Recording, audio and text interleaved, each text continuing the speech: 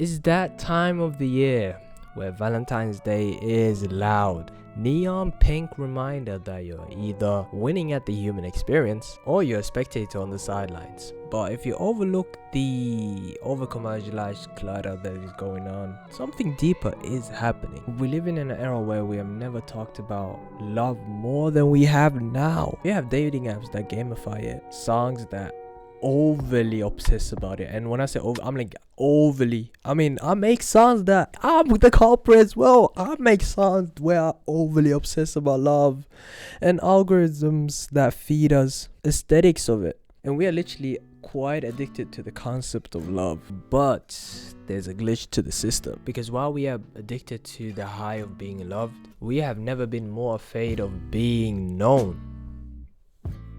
Why are we addicted? Because love, the ultimate version, the ultimate digital version at least, is like the craziest dopamine hit you can ever have. It's literally a validation loop. When we scroll through relationship goals or wait for a text back, our brain isn't looking for a soulmate, it's looking for a fix. We've turned people into milestones. We want that, we want the mansion for 280 people I talked about in the last video, the status, the presence, the image of being chosen. But the addiction part comes from the fact that we have separated the feeling of love from the labor of love. We want the dopamine of the first day. We want the rush of the like.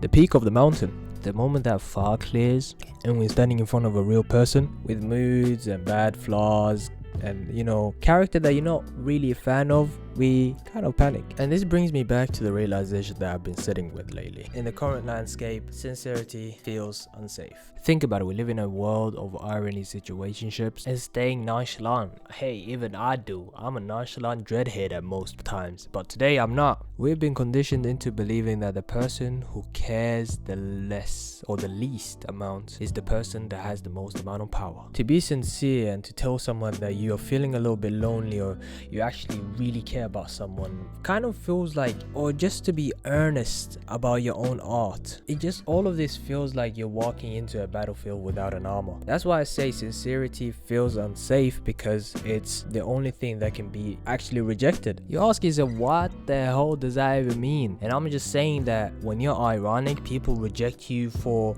your bit, and when you're guarded, people reject you for your mask. But when you're honest and sincere, people reject you for being you. Damn, that was kind of hard, but basically we built this culture where being real is a vulnerability we can't afford. So basically we stay addicted to the idea of love because the idea is kind of safe. You're not getting hurt. No one is getting hurt. A ghost can't hurt you, and a parasocial relationship can't break up with you. So basically, sincerity is dangerous because it requires you to be seen, and if you're seen, you can't be judged. This is the intimacy paradox. We're starving for connection, but we are afraid of price of admission, the price of your ego. So basically we end up performing an audience. We spend Valentine's Day performing for an audience. It could be an audience where there's only one person or an audience of thousands, and I might be guilty of it.